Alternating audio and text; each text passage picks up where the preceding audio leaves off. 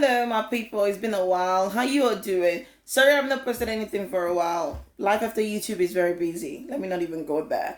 Well, welcome to my channel. But today I'm going to be showing you how to make stew with our meat. Oftentimes when we take meat out of our ingredient, cooking becomes mission impossible. So today I'm going to be showing you how you can make stew with our meat. Some of us now, we don't eat meat for some reasons, perhaps health issues, or we are on this some sort of a street diet that we don't eat meat anymore. But in that case, and you feel like eating, sometimes you just feel like eating rice and stew. We feel like eating stew with yam. You know how we used to cook it, but because we're used to eating it with a lot of meat, and we just can't figure out now how to really cook it to enjoy it with our meat. You get it? So this method I'm showing you now, you can still use fish with it.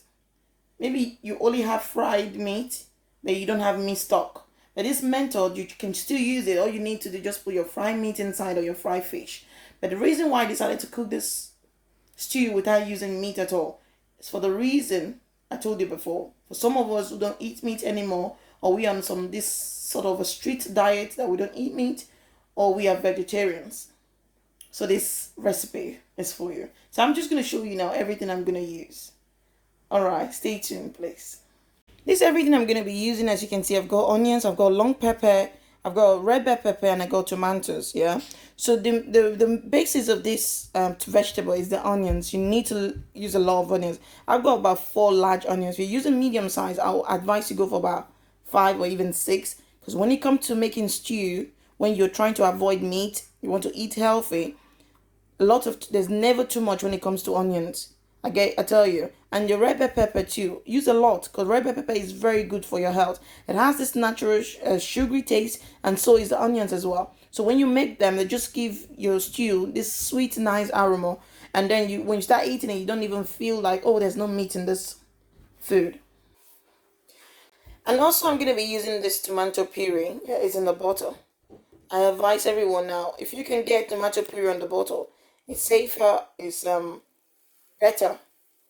Yeah, it's better than being in a tin. So you know those things can easily rust, but the bottle is better. If you can get tomato puree in the bottle, it's very nice. So that's what I'm going to be using, tomato puree. So that's all I'm going to be using. You use as much as onions as you want, and use more of red bell pepper. Yeah, because a lot of us now, and tomatoes too, you don't need much, because a lot of us today now, tomatoes has been taken away from our diet for some health reasons. The onions can never be taken out of anyone's diet. That's to tell you how important onions is in your diet. So the first thing we're going to be chopping now is the onions. So I'm just going to put them all here because I've washed it earlier before. So I know it's big. But don't worry. This is my chopper. He's a champion.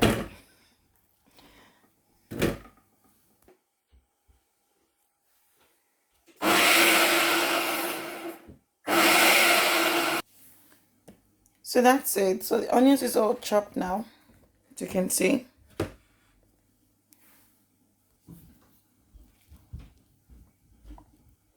See, that texture is nice. So you can chop, you can slice, you can grate. So as long as it's not smooth, like puree, you know. So the reason why I decided to go for chop like this, because the onion is a lot. So I just wanted to like have a way of melting itself into this stew. So the first thing we're going to be putting in is our olive oil. So I usually don't measure my olive oil, so there's never too much of it. So just put as much as you want to. And then the next thing I'll be adding in is 2 teaspoons salt. So because it's olive oil, you don't have to wait for it to be very hot before you start adding in your stuff. So the next thing I'm going to add now is my onions, the one that I grated, chopped.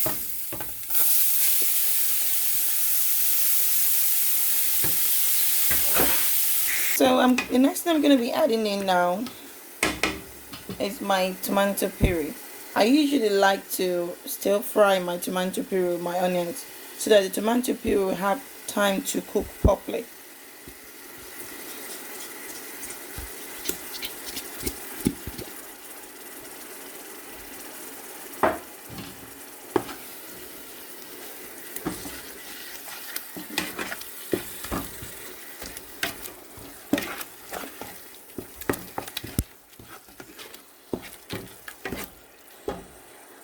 So don't.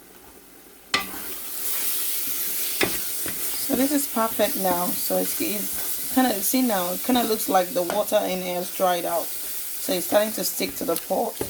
So that brings us to adding the next item. So what I have here, it's red bell pepper and the long pepper.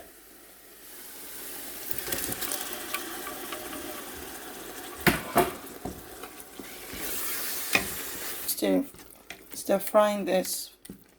So I'm not going to wait for the water in it to dry out anyway, because I need it. I don't want to start adding water whilst cooking this. So now that I've added the paprika now, so I'm going to add, when I said beef stock, this was what I was talking about. This is beef stock. And that's how vegetable stocks look like. This vegetable stock. And there's many more out there. So I'm going to be adding beef stock and the vegetable stock. Yeah. I like mixing them up like that. It's nice because vegetable stock has some nice vegetables in there, like carrots and stuff inside. So they're gonna melt whilst the stew is boiling. So I'm gonna go now blend the other things that I'm gonna be adding into it, like tomatoes and then Scott bonnet. I didn't tell you about Scott bonnet. I'm going to be adding Scott bonnet. And Scott bonnet is a chili pepper. So it's optional if you don't like eating pepper. So now I'm going to be adding my blended bits of the vegetable that I blended. The tomatoes, the red pepper, and the Scott bonnet and everything. So that's the last bit. So this last one had the Scott bonnet inside. And also I had to put water in the tomato puree bottle to get the remain out. So I'm going to be adding that as a source of water. And then so every other thing I'm going to be adding from this point is optional. So I'm going to be adding in curry. So you just put as much as you want, but a little. I don't put much. So if you have to measure, because some of us can cook without measuring stuff, but on a normal day when you're cooking at home, who measures? Nobody. So just do a little amount, because I don't like much curries on my sorry, I'm a bit tired now because it's late. I don't like much curry on my food, so I'm going to be adding some mixed herbs. So just a little. So if you can't cook without using measurement, you could just go with half teaspoon on your mixed herbs and quarter teaspoon curry or half teaspoon. And then what I'm going to be adding next now is a paprika. Is smoked paprika in the powder form. So with this one, there's never too much of it. So I don't have much left. So I'm going to be using everything. So I have about this amount in there. So it's not much.